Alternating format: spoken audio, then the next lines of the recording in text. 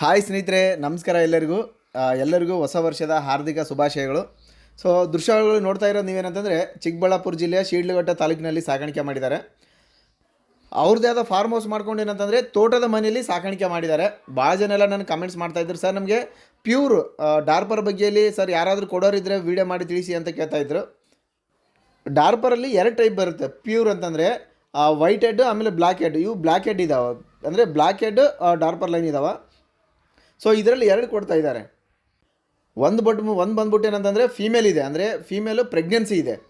So ನೀವು ನೋಡ್ತಾ ಇದ್ದಾರೆ ಲೆಫ್ಟ್ ಸೈಡ್ ಏನಂತಂದರೆ ಫೀಮೇಲ್ ಪ್ರೆಗ್ನೆನ್ಸಿ ಇದೆ, 2 ತಿಂಗಳ ಪ್ರೆಗ್ನೆನ್ಸಿ ಇದೆ. ಅದನ್ನು ಪ್ಯೂರ್ ಬ್ಲ್ಯಾಕ್ ಹೆಡ್ ಡಾರ್ಪರ್ಲಿಂದನೇ ಕ್ರಾಸಿಂಗ್ ಆಗಿರೋದು, ಡಾರ್ಪರ್ ಫೀಮೇಲ್ ಇದೆ ಅದನ್ನು.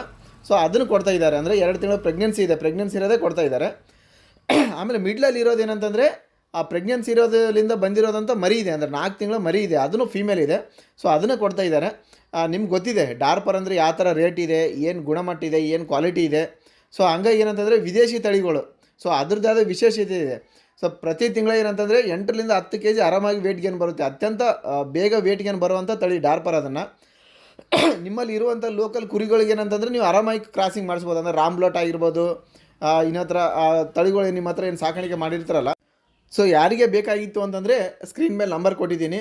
ಸೊ ಅವ್ರು ಯಾವ ಥರ ರೇಟ್ ಕೊಡ್ತಿದ್ದಾರೆ ಏನಿಲ್ಲ.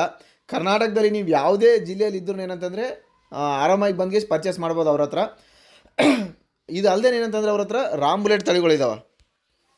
ಟೋಟಲ್ ರಾಂಬುಲೆಟ್ ನೋಡಿ ಕಾಣ್ತಿದ್ದಾವೆ. ಟೋಟಲ್ ಏನಂತಂದರೆ 65 ಇದ್ದಾವೆ, ಅಪ್ರಾಕ್ಸಿಮೇಟ್ 65 ಜಾಸ್ತಿನೇ ಇದ್ದಾವೆ.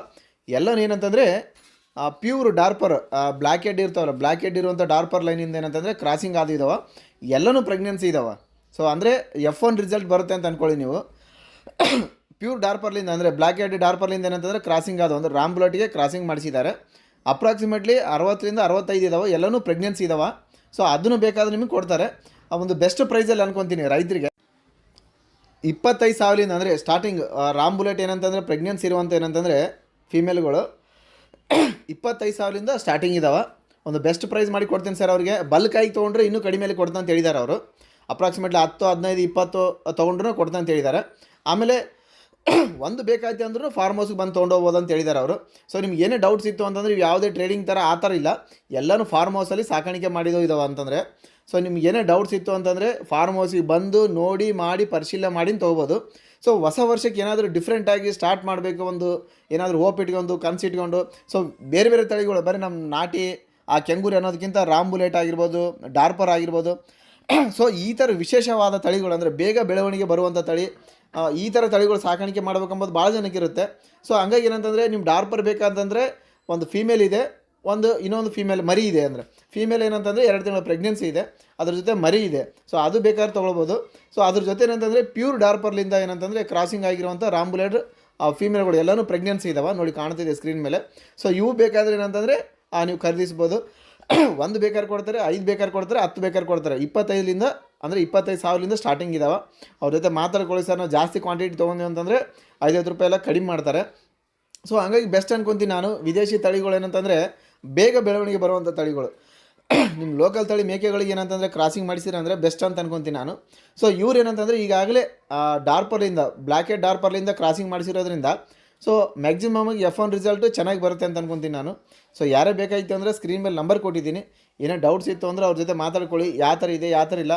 ಟ್ರಾನ್ಸ್ಪೋರ್ಟ್ ಏನಂತಂದರೆ ನಿಮ್ಮದೇ ಆದ ಓನ್ ವೆಹಿಕಲ್ ಇತ್ತು ಅಂತಂದರೆ ತೊಗೊಂಬಂದು ತೊಗೊಂಡೋಗ್ಬೋದು. ಇಲ್ಲ ಸರ್ ನಾವು 25-30 ತೊಗೊತೀವಿ ಅಂತಂದರೆ ಅದಕ್ಕೆ ಟ್ರಾನ್ಸ್ಪೋರ್ಟ್ ಏನು ಚಾರ್ಜಸ್ ಜಾಸ್ತಿ ಬೀಳುತ್ತೆ, ಅದನ್ನು ಕಳಿಸ್ಕೊಡ್ತಾ ಅಂತ ಹೇಳಿದ್ದಾರೆ ನೀವು ಇರೋ ಜಾಗಕ್ಕೆ. ಅದಕ್ಕಿಂತ ಹೆಚ್ಚಾಗಿ ಏನಂತಂದರೆ ನೀವೇ ಫಾರ್ಮ್ ಹೌಸಿಗೆ ಬರಲಿ, ಚಿಕ್ಕಬಳ್ಳಾಪುರ ಜಿಲ್ಲೆಗೆ ಶಿಡ್ಲಘಟ್ಟ ತಾಲೂಕಿಗೆ ಬಂದು ಅಲ್ಲಿರುವಂಥ ಫಾರ್ಮ್ ಹೌಸಿಗೆ ಬಂದು ನೋಡಿ ಮಾಡಿ ತೊಗೊಳ್ರಿ ಅಂತ ಹೇಳ್ತೀನಿ ನಾನು. ಸೊ ಯಾವುದೇ ತೊಗೋಬೇಕಾಗಿತ್ತು ಅಂದರೆ ಪರಿಶೀಲನೆ ಮಾಡೋದು ನಿಮ್ಮ ಕರ್ತವ್ಯ ಅಂತ ಹೇಳ್ತೀನಿ ನಾನು. ಸೊ ಹಂಗಾಗಿ ಡಾರ್ಪರ್ ಬೇಕಾದ್ರೆ ತೊಗೋಬೋದು, ರಾಂಬುಲೆಟ್ ಬೇಕಾದ್ರೆ ತೊಗೊಳ್ಬೋದು. ಸೊ ಯಾವುದೇ ಬೇಕಾದ್ರೂ ಖರೀದಿಸಿ ಅಂತ ಹೇಳ್ತೀನಿ ನಾನು. ಸೊ ಏನೇ ಡೌಟ್ಸ್ ಇತ್ತು ಅಂದರೆ ಸ್ಕ್ರೀನ್ ಮೇಲೆ ನಂಬರ್ ಕೊಟ್ಟಿದ್ದೀನಿ, ಕರೆ ಮಾಡಿ ಅಂತ ಹೇಳ್ತಾ ವೀಡಿಯೋ ಮುಗಿಸ್ತಾ ಇದ್ದೀನಿ. ನಮಸ್ಕಾರ.